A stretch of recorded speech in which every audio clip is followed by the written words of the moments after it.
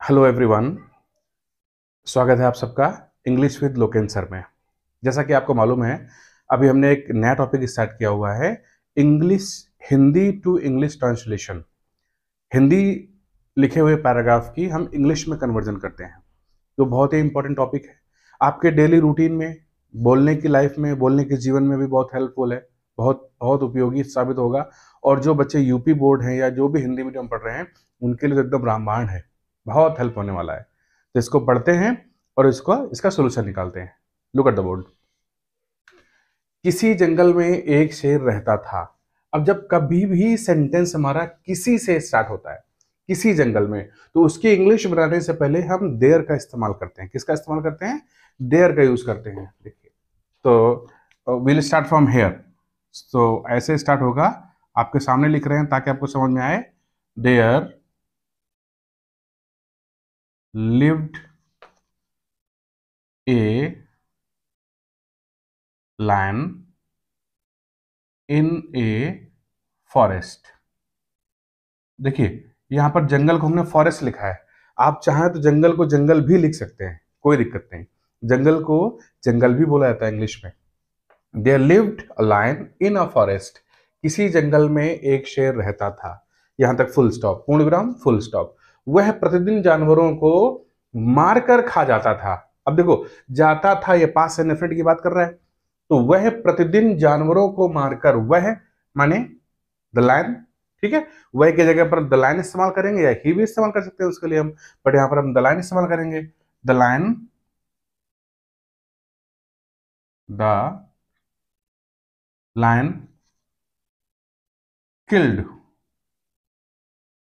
प्रतिदिन, देखो अब यहां पर एवरी डे,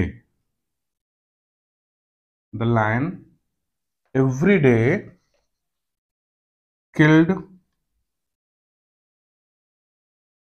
एंड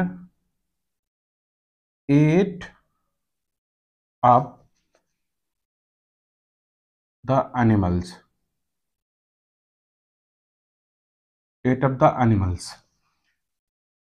वह प्रतिदिन जानवरों को मारकर खा जाता था।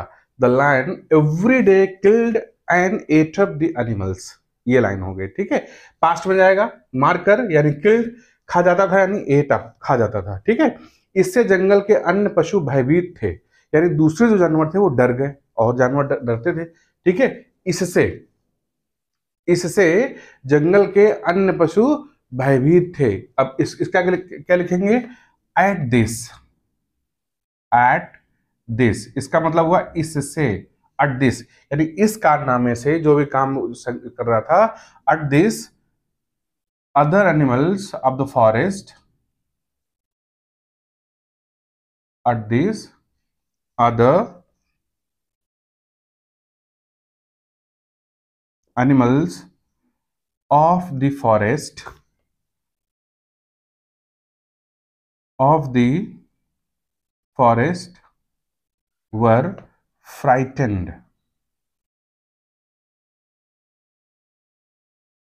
देखो, फ्राइट माने होता है भयभीत, और फ्राइटेंड माने डरे हुए, भयभीत, घबराए हुए, भयभीत थे। इससे यानी at this other animals of the forest, जंगल के दूसरे पशु वर फ्राइटेंड, घबराए हुए थे, डरे हुए थे। उन्होंने एक बैठक की। तो क्या उन्होंने माने दे, तो हो जाएगा द एनिमल्स, या simply they write down, the animals, the animals called a meeting. उन्होंने एक बैठक की। The animals called a meeting. और फिर क्या हुआ? यह निर्णय लिया गया कि, तो हो जाएगा this was decided, this was decided, कि माने that, this was decided that प्रतिदिन एक जानवर स्वेच्छा से शेर के पास जाएगा।